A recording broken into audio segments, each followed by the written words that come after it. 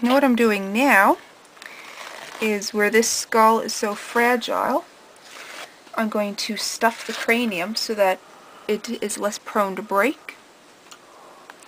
And usually the skulls are not this fractured, so I usually do all the stuffing through this hole here, but where it is so fractured I can work both from here and here with the implements.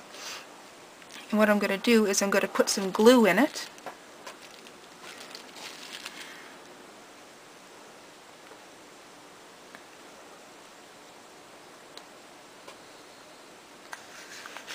And then I'm just going to roll the skull around to mix the glue through. This is the first step in it. Now it can take a few minutes to get the glue to run because the glue I'm using is extremely good glue, so it's a bit thick. Theoretically you could use the white school glue, but this stuff hardens up really hard, and this also hardens clear. Although it looks the same as school glue, it's not. This is almost running where I need it to right now.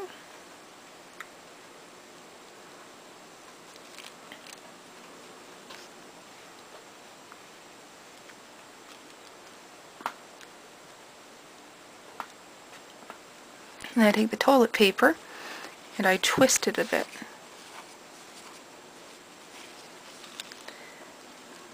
Then I just feed it through like this, getting it down into the glue. And where this skull is so fragile, you also have to be extremely careful not to rip or pull on the bone because it will fracture more.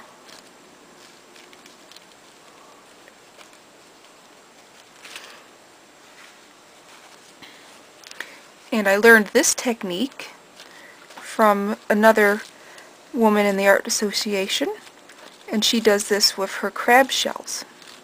She is another recycler of found materials, only she works with things from the ocean.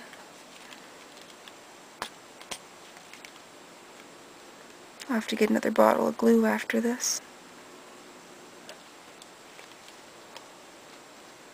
This is kind of similar to paper mache, only it's using glue and toilet paper, Kleenex, or paper towel. You can even use the tissue paper if you wanted to.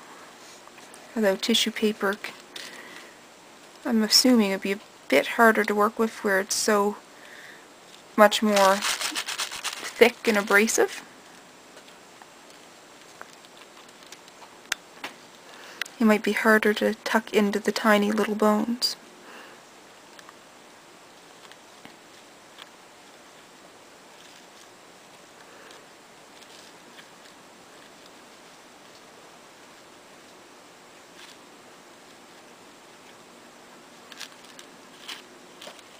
Now this is going to take a few more minutes to do, so I'll cut the camera and then come back when I'm further along. Now what I'm going to do is I'm going to attach the beak. I have this all plugged up. It's still wet, but I can still work with it. Now this is the adult. Now for this juvenile, I do not have these parts here, these little bones, so I'm going to have to make them. And I'm just going to make them out of the toilet paper, because they don't have to be perfect, because where this specimen is so fragile, I will be putting it into a shadow box.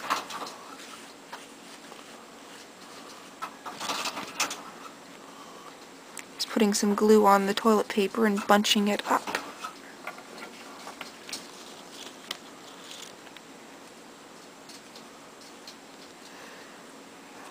All we need is something that can substitute for that, and this will do it.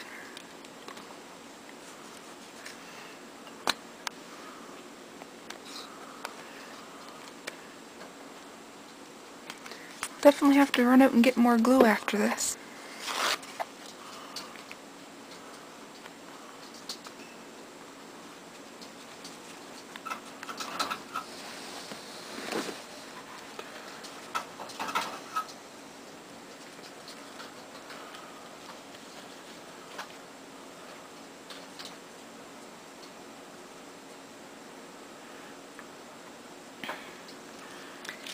Now the first thing is this part here.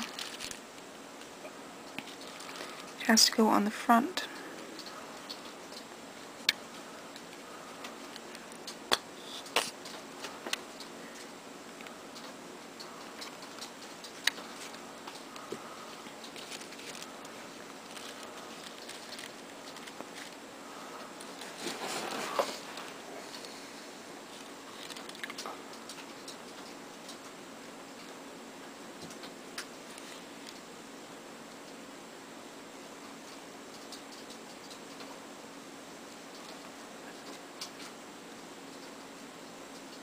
You see there's some parts moving as I work with it. That's because it is so fragile. This was a juvenile raven.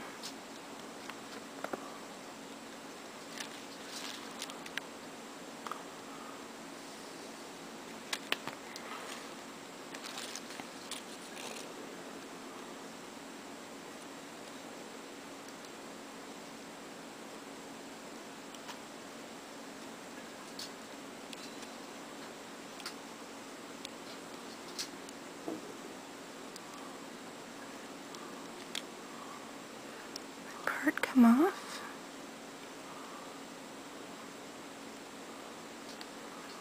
This was much easier if the adult, because the adult was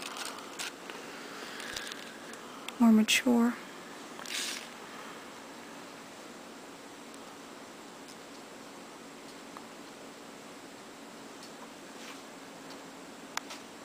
So stay straight.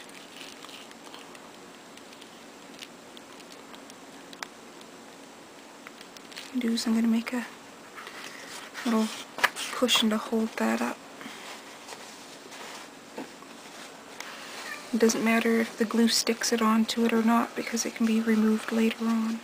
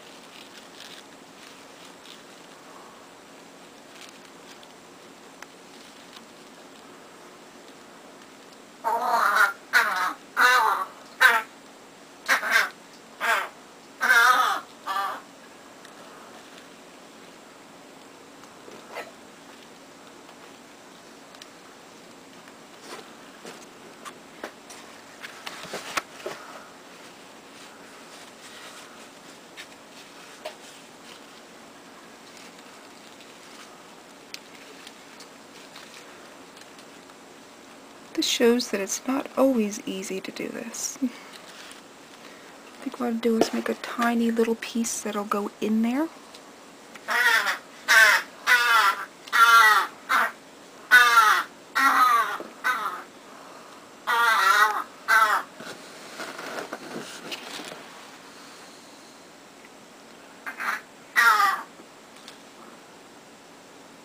This will help bond this together.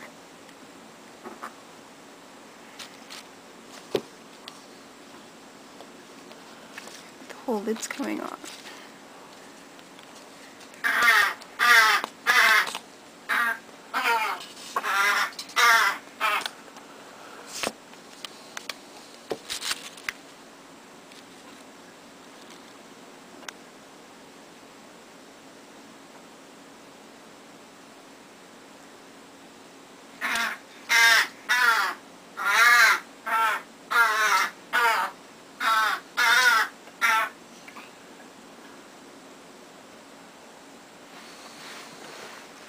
That's how that should sit.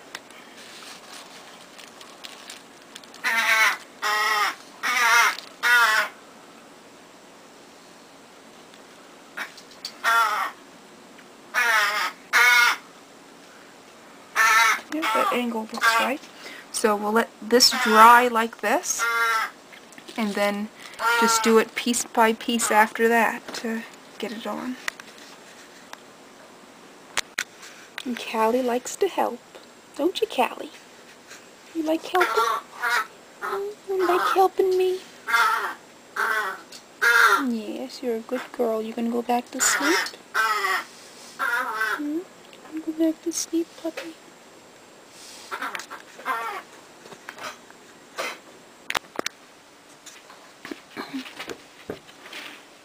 Okay, this is glued on now.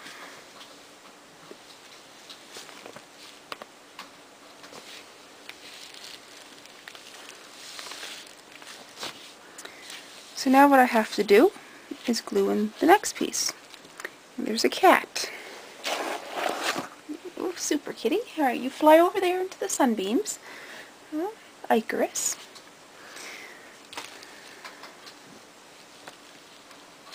Oh, there's too much shadow at this angle. I think I'll move the camera. I don't think the shadows are so bad on this angle. Alright, now the next part is to put this part in. And this part is extremely delicate. I had, even just by touching it, I had broken this part off, but I glued it back on. And as long as I don't put too much pressure on it, it should not snap. Now what I'm going to need for a reference is the adult raven skull,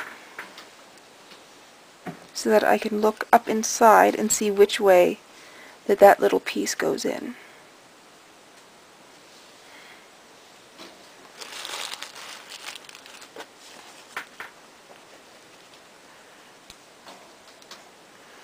I'm using this red piece here as a contrast, because if I put the skull just on a plain newspaper, you might not be able to see it as well. Now if we're working with extremely fine bone, I just put a dab of glue down somewhere and use a needle to transfer it, because that way you get a lot more of a control. First step is to place it and see where it sits.